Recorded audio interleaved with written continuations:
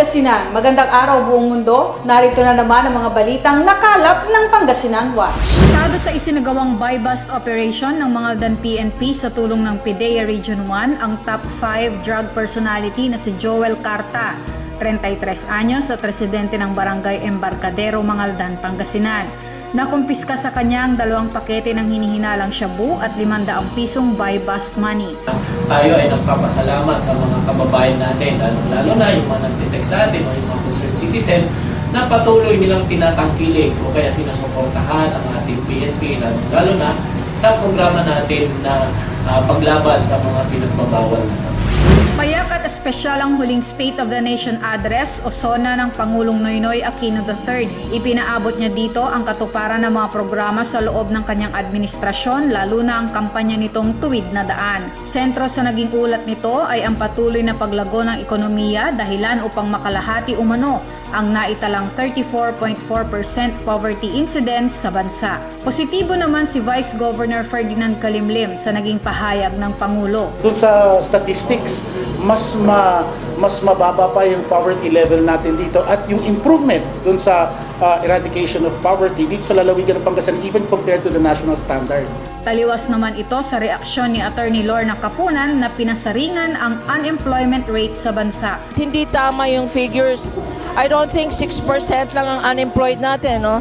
If we have a 60 million workforce, do all these 60 million have job? Although the SONA showed the kind heart of the President, it should have shown more his resolve to get a higher scoring card for the remaining 10 months. Ayon kay Valenzuela Representative Sherwin Gatchalian na nagkumpirmang tatakbo bilang senador sa nalalapit na halalan, hindi raw nabigyang atensyon ang mas mahalagang bagay. I was waiting for some components there. No? For example, yung problema natin sa inequality lumalaki sa ating bansa. At gusto ko sana marinig yun, no? Kung paano niya masolve yung inequality. For example, the gap between the rich and poor lumalaki rin. Samantala, naging malaking usapin din ang matingkad na papuri ng Pangulo kay Interior Secretary Mar Rojas. I think yes, I think he is prepared to endorse Secretary Mar Rojas, and that shows his loyalty to the party and to the coalition. No?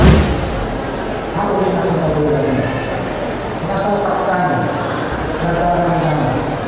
Subalit, dahil sa pamimigitan natin at pagtitiwala sa Panginoon Diyos, nagkakalito ay nakatapos. Di napigilang ilabas ni Bayambang Mayor Ricardo Camacho ang kanyang matagal na saloobin sa kanyang huling ulat sa bayan. Sa tutulad ng kababayan, hindi ko sana ito sasabihin, pero ito ang nakakaluwag ng aking puso at ang aking damdamin. Kaya nyo ako maglabas. Wala akong pinapasalitan, wala akong gusto na saktan. Ang aking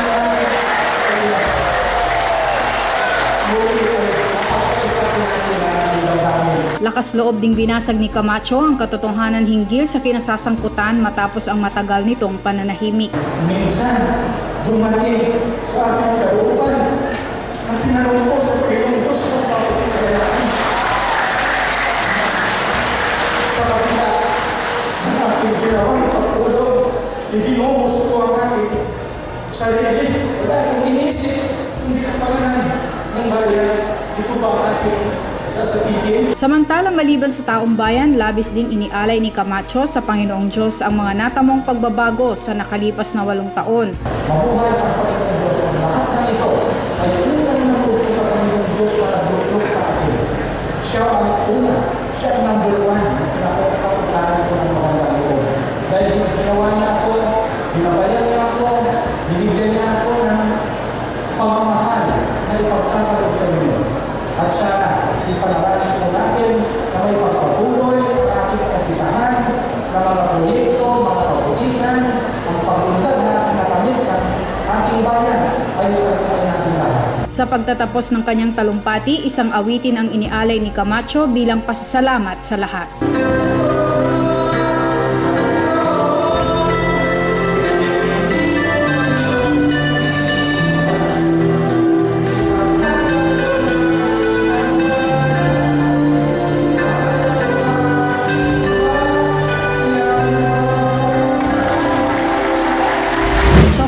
bisikleta at mga gamot. Ilan lamang yan sa mga sorpresa ng Pangasinan Provincial Government sa kumakatawan sa ika-100 milyong sanggol na ipinanganak sa Pangasinan. Siya si Baby John Pedroño ng Barangay Imalog Sur, San Fabian, Pangasinan. Ipinagdiwang nito ang kanyang unang kaarawan noong Lunes, ika-27 ng Hulyo.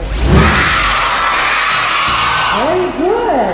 Sabay-sabay na nagpaalam ang mahigit 2,000 mag-aaral ng West Central 1 Pangasinan School sa Bulate. Kaugnay ng National Deworming Day, binisita ng Center for Development Health Region 1 ang naturang paaralan upang mamahagi ng mga deworming tablets. Nakakaapekto umano sa performance ng isang mag-aaral ang pagkakaroon ng bulate. Matamlay sila, walang gana, hindi makakonsentrate.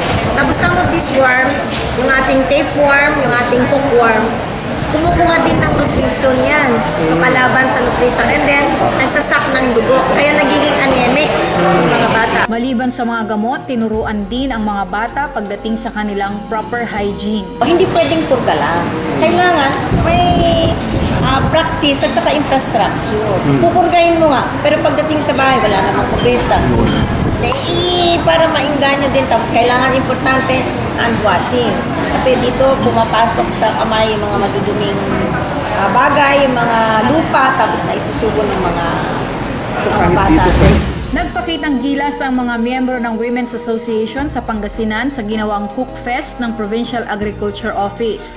Kanya-kanyang diskarte ang ipinamalas ng bawat kupunan sa paghahanda ng kani-kanilang main dish at nutri-pabaon. Ang hitong matatagpuan lamang sa mga term umano ang naging sekreto ng mga term IRRC upang makamit ang unang gantimpala sa main dish. Masaya po sir at saka yung hindi po namin nakalain na kami po mananalo dahil ito po ay rush na aming training sa bahay na pagtitesting ng pagluluto.